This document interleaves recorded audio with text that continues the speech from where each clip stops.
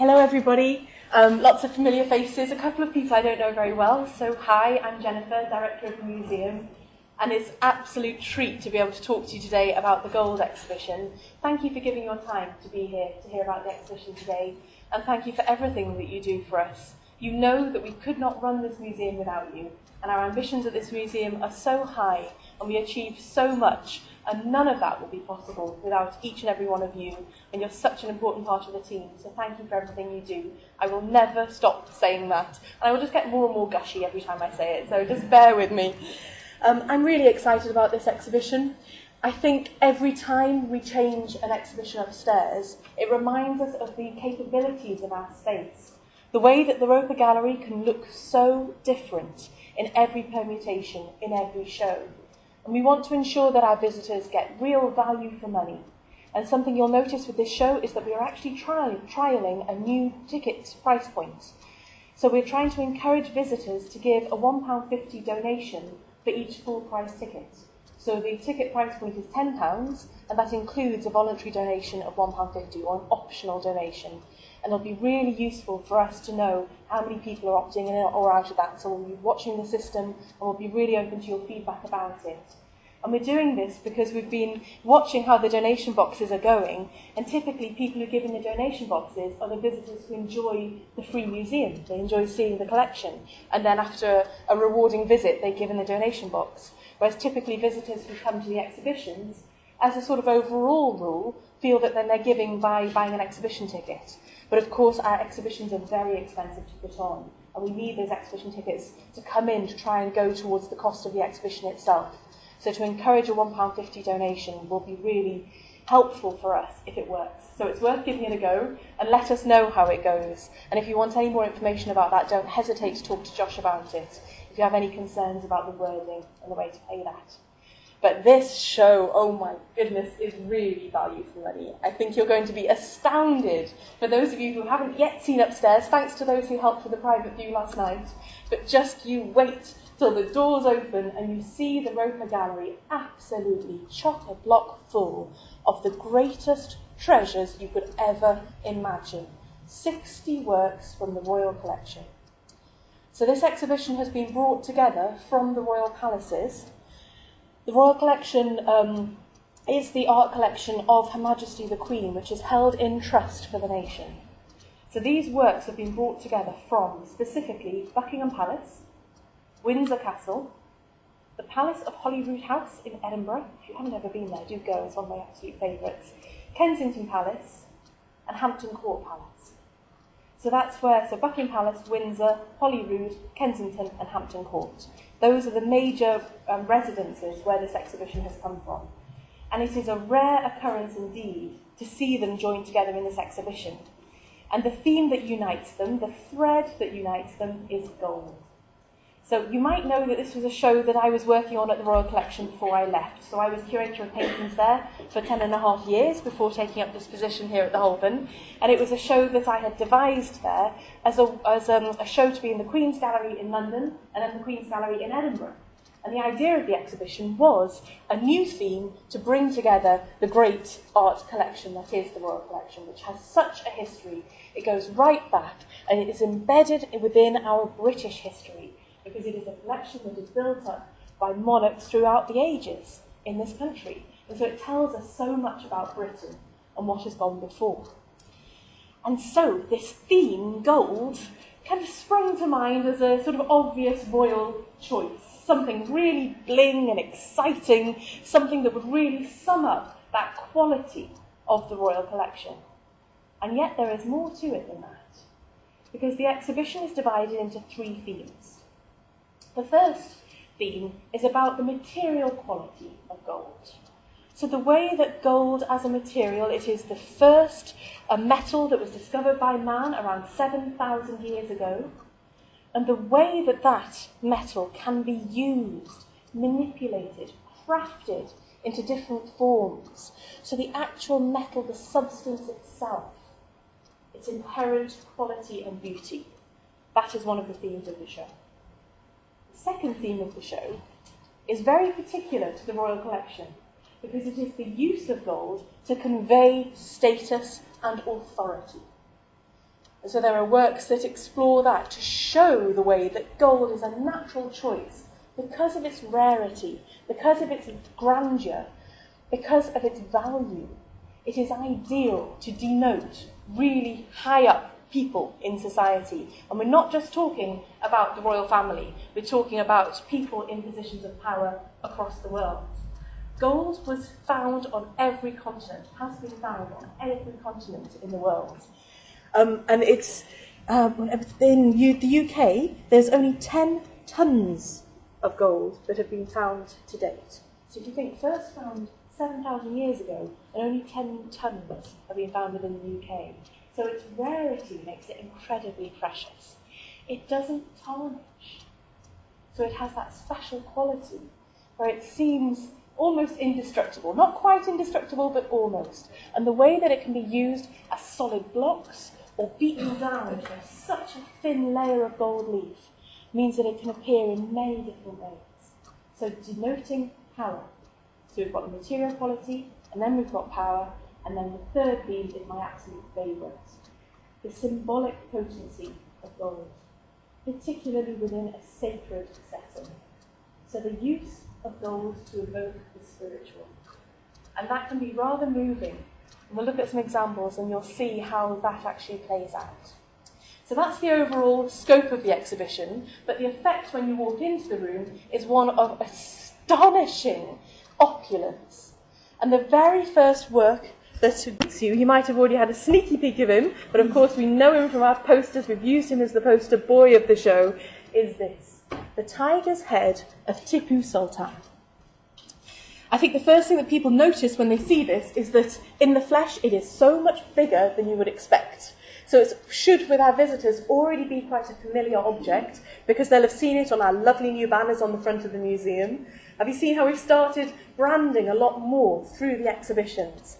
So it's really important now. We're going to have the banners celebrate the exhibitions. We're really being bold about it. We got some really interesting feedback from the Canaletto exhibition. Thank you to those of you who actually carried out the visitor feedback forms for us. Those evaluations are so important. And we learned from that 80% of the visitors who came to see Canaletto came because of Canaletto. So the exhibition was drawing those visitors to come here. So only 20% were the sort of accidental visitors who happened to be here and then thought, oh, we'll go and see this show. And that's something we're really working on. So we've contracted a PR company called Sutton PR, who are going to be managing our campaign from this point onwards through into the end of next year, who are going to be really pushing our exhibitions programme to try and generate even more interest. For Canaletto, around 30% of the visitors came from the Bath area, which is really strong.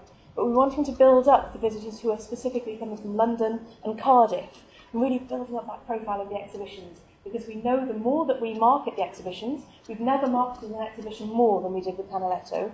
We know the more that we market them, the more that people come specifically to see the show. So that's the bold stance we're taking now on the front of the museum, absolutely branding with the exhibition. And doesn't it look smart? Those banners look amazing, don't they? And this is such a great lead image. I think he just commands. This tiger's head is so powerful. And when you go into the exhibition space, you'll see the way that Katrin has actually devised him looking right at you. Katrin has curated this show here. So I was one of the curators of it at the Royal Collection, and then Katrin has put fresh eyes, a fresh spin on the show, curating it within our space, and I think you've done a really good job, Katrin. It's fantastic. So this head, Tipu Sultan of Mysore, southern India. You might remember from your history the siege of Sarangapattam. We're talking 18th century history, and Tipu, as Sultan, was a really powerful figure. So immediately we're seeing the use of gold in somebody who isn't a member of the British royal family, instead within Indian history. And this head adorned Tipu's famous octagonal throne within his palace at Sarangapattam. And it is a remarkable piece of craftsmanship. So it is wood which has been gilded, and then that gold, I'll show this next slide which gives better detail of this. Look how it has actually been etched, how it has been worked, so the beautiful patterns catch the light. When you see this upstairs, you'll see it just glistens. It's such an incredible thing. so much bigger than you might expect. The teeth are rock crystal. The tongue is articulated so that it could move. We're not doing that in this exhibition, couldn't figure out how to do it, but it could move so that it looks as though it is roaring. Because you were supposed to, if you were lucky enough to have an audience with Tipu, you would go to see him and he would be sitting on his throne and you would be intimidated by his emblem, the tiger. He famously said it was better to live one day as a tiger than 1,000 days as a sheep. I know exactly where he was coming from. A very bold statement. So it's a really strong entryway into the exhibition. This piece is normally on display at Windsor Castle, on public display on the public route, but it gets a bit lost. It's actually one of the display cases with all the Napoleonica. It doesn't quite fit, it's very strange. So this is such an opportunity to put it in a new context. And it used to be displayed on a horrible base, which just had an explanation about its history. And so it's really nice to see it in a much purer setting. And the curators from the Royal Collection completely agree with that, and that was the first aim of putting it into the exhibition. So we start with a roar in this show, and then we tell particular stories. So this is an emblem of royalty, this image of Richard II, which, as you'll see, was actually painted in the 16th century. We think it was probably commissioned by Henry VIII as part of a series of royal monarchs. So he wanted to have a litany of the monarchs who had gone before and then a wonderful new portrait of himself looking much better.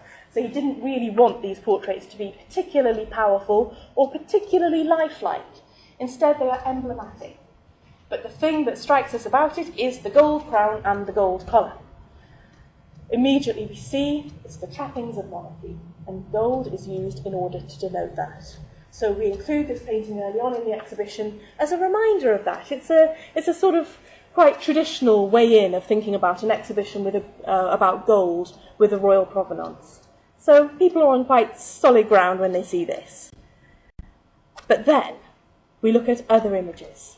So this, in this first section of the exhibition, is a beautiful manuscript called the Padchanama. The Padchanama was from the Mughal court and tells the story of the Emperor Shah Jahan. We've used another page from it as the detail that adorns our cafe menu. Have you seen our new cafe menu? I think this is going really well. It's the third time now that we're working with Benugo to brand the menus of the cafe, and they're doing a royal treat for this one. So you get a hot drink, a cake, and an exhibition ticket for £12. And the aim of that is to try and drive visitors who might just come and use us for the cafe to be lured in to come upstairs and see the exhibition. And it also means that we don't have a dislocated cafe, that everything we do here completely joins up. So the menu should look like the exhibition and have information about the exhibition, and it's working tremendously well. They love it because they also get to have a beautiful image on their menu. And we chose on one of the pages that you'll see upstairs, the sort of sunburst design, which is also in the shop. The same thing, the shop branded with the exhibition, so everything in the museum is cohesive. But this is my favourite page from the Padchanama. So the Padchanama was made up of 44 miniatures. And this one shows the Emperor Shah Jahan being weighed on his 42nd lunar birthday. Shah Jahan celebrated his lunar and his solar birthdays each year. I think it's something we should do ourselves. It's a good idea to have 2 birthdays, a bit like the Queen. And here he's being weighed against precious metals. And one of those metals he was weighed against was gold. So you can see him sitting here in a balance, being weighed. And then the difference between his weight and the weight of the precious metals serves 2 functions.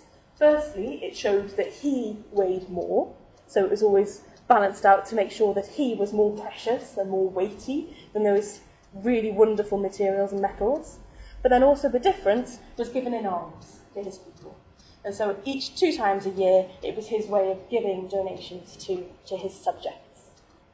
So it's a beautiful piece, and it just confounds those expectations. This is not a boring British Royal Collection sort of exhibition. It's not dull or fusty. It's really exciting, and it explores global ways of using gold to symbolise power. This is astonishing. One of the biggest books I've ever seen. The display case that we've had to have made for it is massive.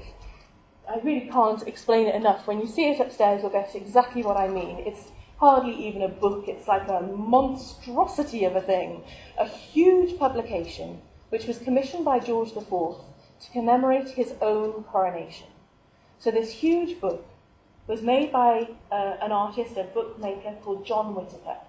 And John Whitaker was celebrated in the early 19th century for having created a version of the Magna Carta which he printed in gold. So it's not using the application of gold leaf, it's developing a way of actually printing in gold. And he kept his recipe to himself.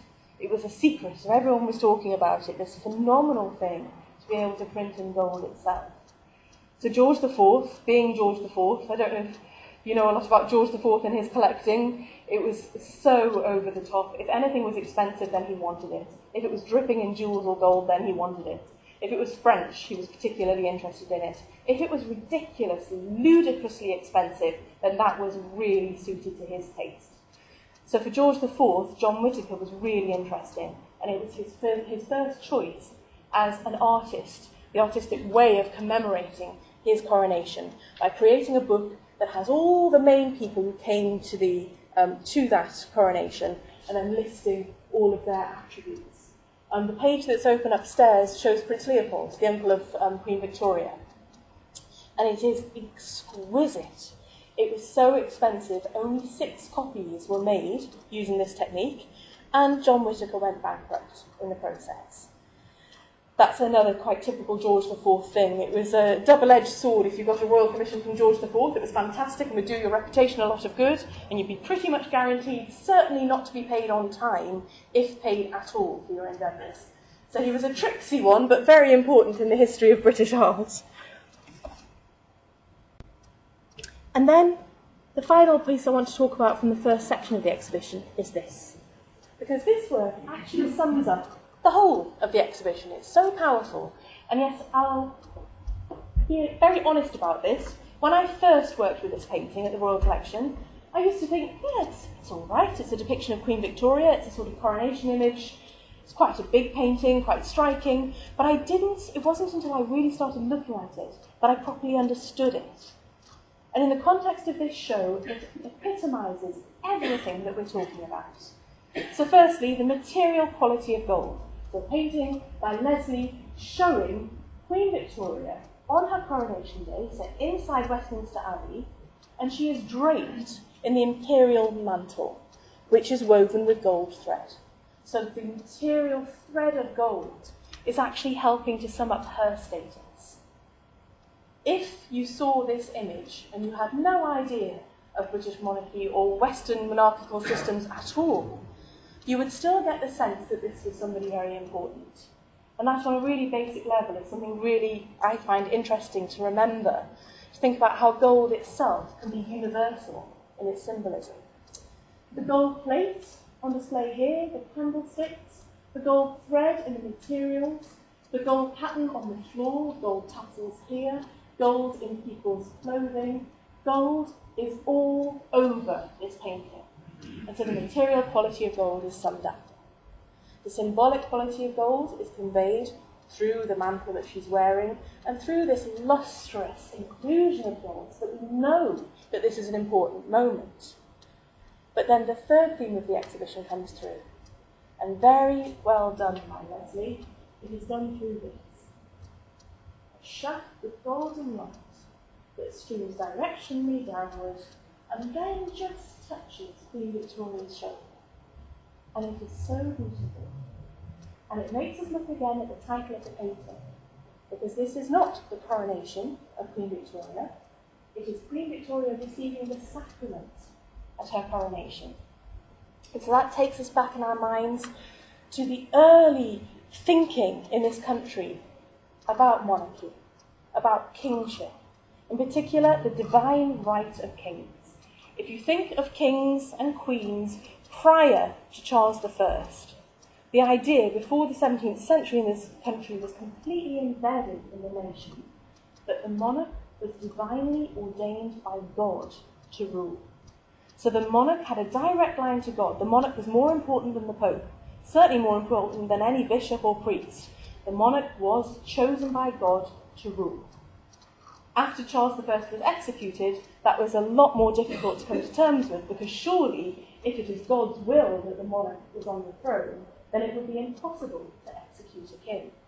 And so that changed perceptions, ideas about the divine right of kingship. But it still was something quite ingrained. And the moment of the coronation that Leslie chooses to depict here is Queen Victoria taking the sacrament. So that religious moment where she is taking over not just the country, but the role as the head of the church in England.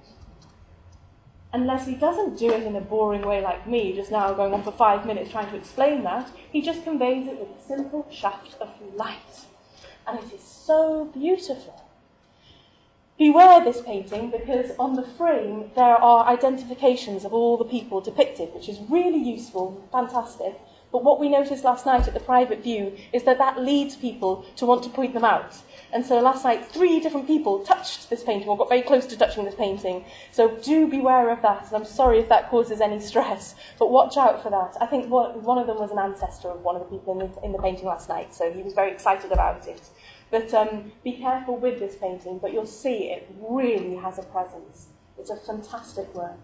It sums up everything the exhibition is about. Then we come to the central section of the show. And it is beautiful. And it kind of changes in pace and tone. So we have quite pomp and ceremonial first section of the exhibition. And then the central section is really peaceful. It is where Patron has chosen to explore the spiritual area of the exhibition. And this is a remarkable object as part of that. The Clare Reliquary Cross.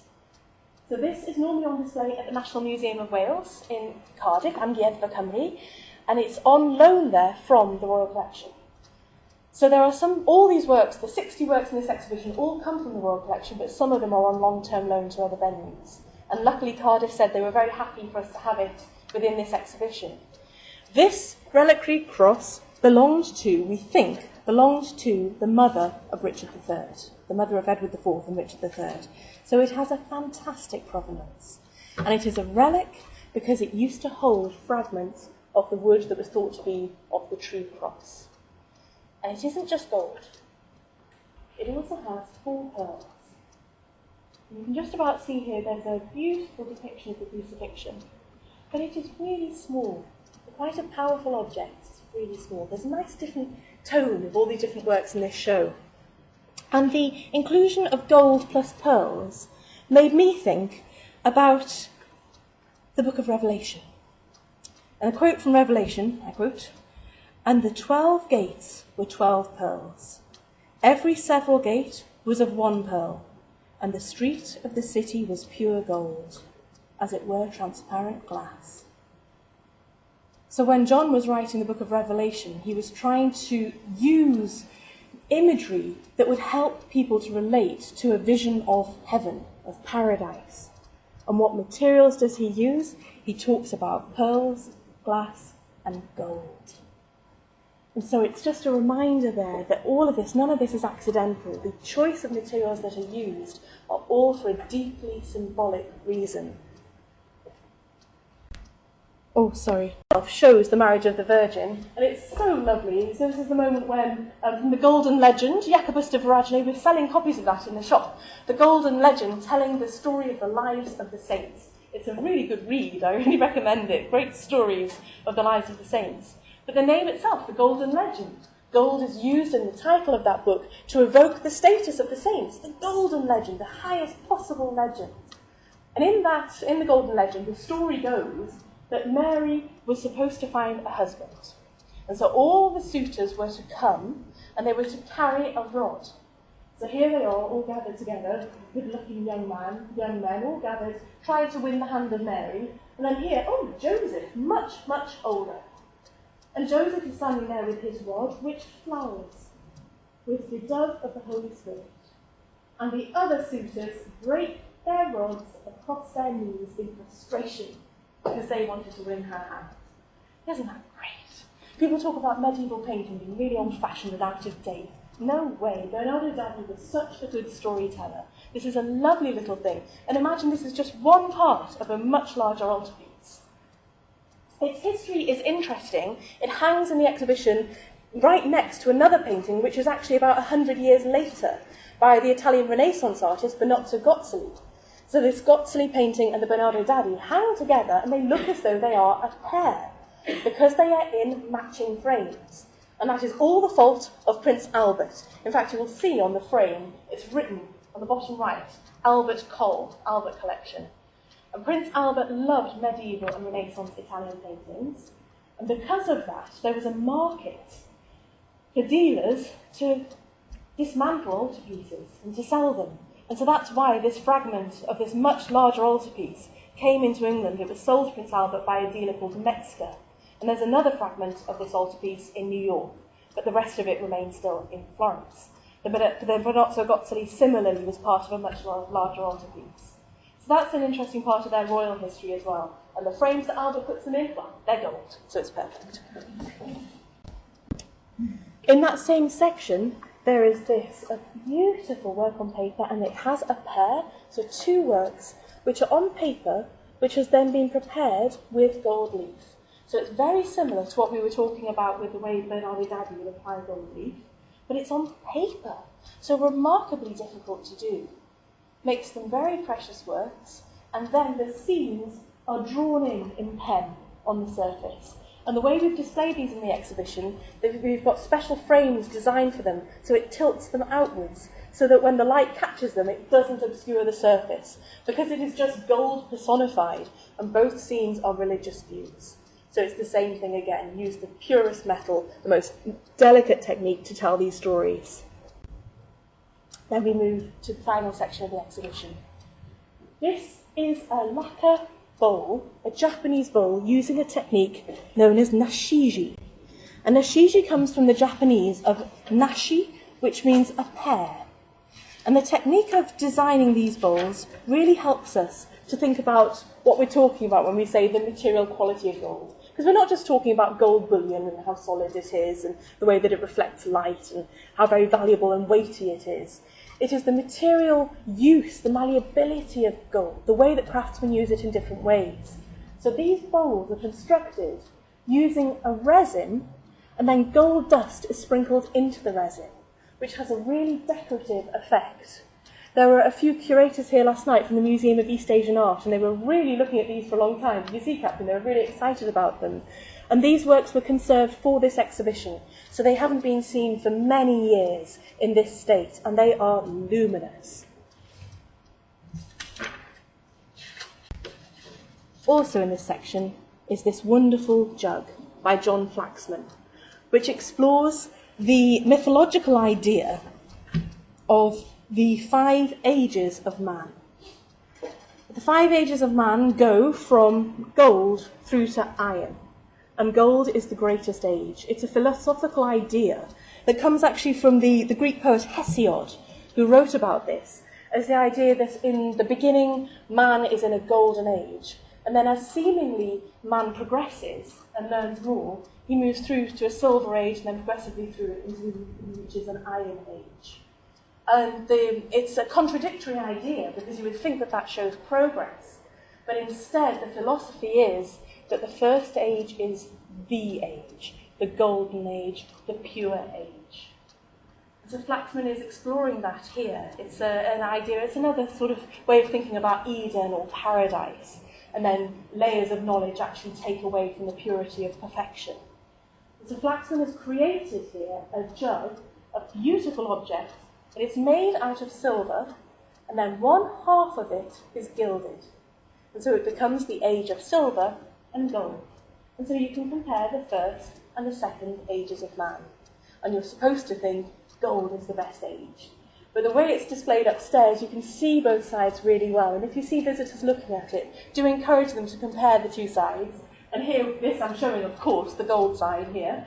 And this shows a man and a woman with their little baby, and the baby is reaching out to kiss his father, and above them they have grapes. Always the symbol of luxury, grapes, so that they could just reach up and take fruit and be happy and bountiful. So it's a sort of image of fertility, of happiness, of It's a really beautiful mythological take, and it all comes down to the symbolism about gold. And then also in that section, this great painting by Benedetto Gennari, showing Danae. So another mythological story. If you remember your Greek mythology, you remember that Danae's father was told that Danae would have a child that would kill him, that would kill the father. And so in order to stop his daughter from being able to have a child, he locks her up in her bedroom. Always a foolproof plan, great thinking, bound to succeed. And unknown to him, Zeus has taken a fancy to Danae, and so he arrives in a shower of golden coins. And so he ravishes Danae through these coins. It's a little bit strange. It's best not to think about it too much. But Gennari depicts it in a really beautiful way. So Danae is gorgeous, sort of Titianesque. It's the same period, it's 100 years later, but he's thinking about the 16th century depictions of an ideal, beautiful female form. And he is using golden hues to do that. So her skin itself looks golden, and you'll see it better when you're upstairs in the exhibition. It's a really powerful painting. The inclusion of little putti is fun, so there are these little cherubs who are kind of at the bottom there, and cherubs here, who are actually really excited about the golden coins falling down. And it helps you to kind of think about the story before this. Danae's a bit bored in her room, so she's chatting to her lady-in-waiting and to these little cherubs. And then suddenly all this gold appears, and the cherubs say, ooh, and this one here has grabbed a slipper or a shoe, and is trying to stuff the golden coins in the shoes, take them away. It's all very exciting. And then the lady-in-waiting is holding up a sheet to grab the coins as they fall down, seemingly from nowhere, just falling down from the sky, while Danae is in complete ecstasies and enjoying this experience. But for me, what Gennari does that's particularly interesting is I think he captures the sound of those coins falling. And see if you agree with me, when you're looking at the painting upstairs, you can almost hear it, that sort of clink as the coins are hitting each other. And I don't know quite how he does it, but it's absolutely fantastic. So gold is essential to this story, and it symbolises this complexity of what is essentially a sex scene. So, there we go. And then in the same section, a completely different tone again. So I think you can see the variety. This is why I say this exhibition is such value for money, the variety of the things on display. This is a beautiful work on paper by Edward Burne-Jones, the pre-Raphaelite artist. And it is so understated, it's so delicate. Just a head of a girl, which is depicted in gold paint. And there's a lovely decorative border down the side here. Just a reminder that it doesn't always have to be in your face. Gold can sometimes be the most lyrical, delicate way of conveying beauty. And then this. Not in the final section. This is actually the very first wall of the exhibition. But I wanted to finish this introduction today with this contrast of two works. So when the visitors go into the exhibition, first they see the tiger's head of Tipu Sultan, and then they turn around the corner, and that's what's so clever about the layout of this show, because it feels as if you're going around corner after corner. So even though it's just one room, it feels like there's more and more to uncover, and all of it glistening and glinting and completely opulent. But this is the first wall. And if anybody says, why is this a good exhibition? Well, I think this is the example to cite. Because here we have, side by side, the Rilliton Cup, which this isn't a joke, this is real, early Bronze Age, 1700 to 1500 BC. So it is a cup that has been made out of one sheet of gold, which has been moulded into a cup form, and then has been worked with tools, probably bone tools, to create these rivulets, this pattern along it. It is so beautiful. It's only about that big. It is so precious. It was discovered in Rilliton in Cornwall. It was a treasure trove item, so when archaeological digs uncover things, then they become the property of Her Majesty, the Queen, but then she endeavours for them to be put on public display. So this work is usually on long-term loan to the British Museum. And at the British Museum, they include it in their top 10 objects of the world. That is how important this piece is, and we have it here at the Holburne Museum. The Bronze Age Rilliton Cup. Incredible. But we don't just do that. We display it next to a 20th century depiction of a gold jug. by William Nicholson, which effectively is a still life. So a still life painting of an inanimate object. And it's nice to remember that Nicholson was a really great still life painter. We always think of still life paintings being something of the 17th century. But no, what a great study. And it's part of a series that he did, looking at different metals and materials. This was in the collection of the Queen Mother.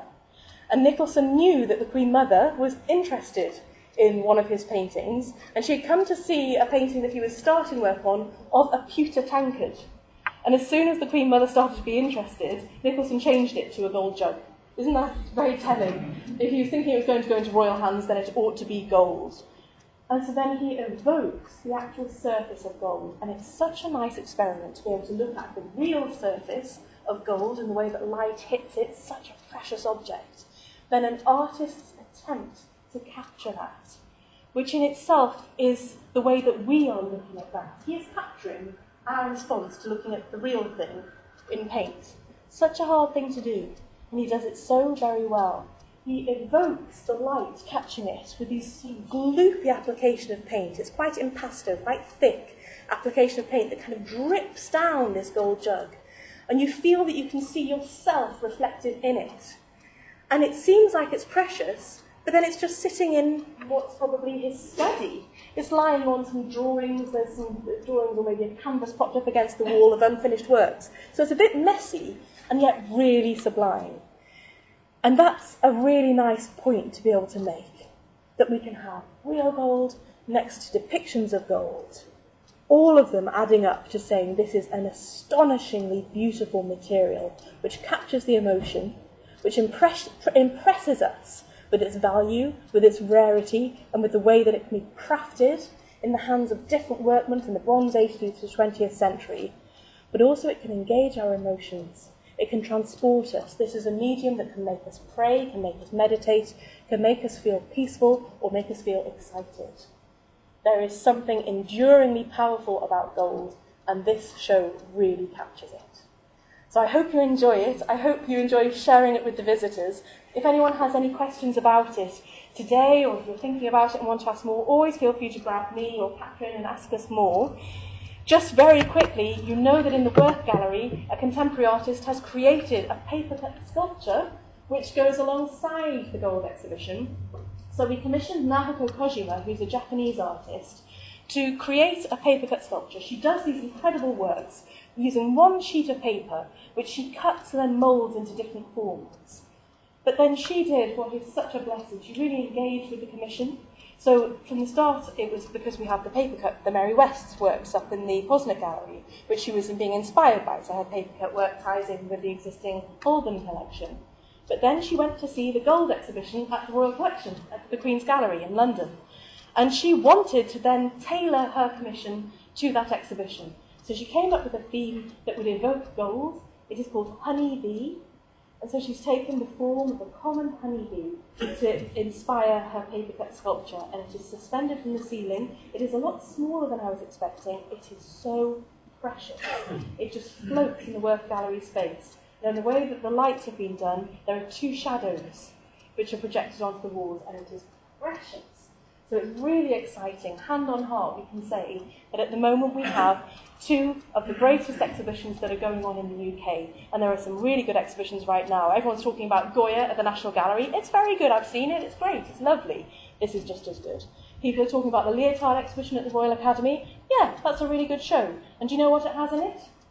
James Nelthorpe from the Holburne collection, a pastel from the Holburne, which is the making of that show. I'm sure they're delighted to have it in the second room of the exhibition.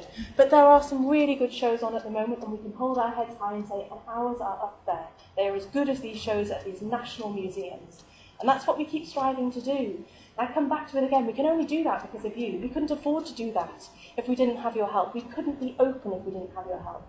So thank you so much for your enthusiasm and your passion about this. And I'm really excited to share these exhibitions with you, and I hope they're going to be a great success. Thank you so much. Thank you.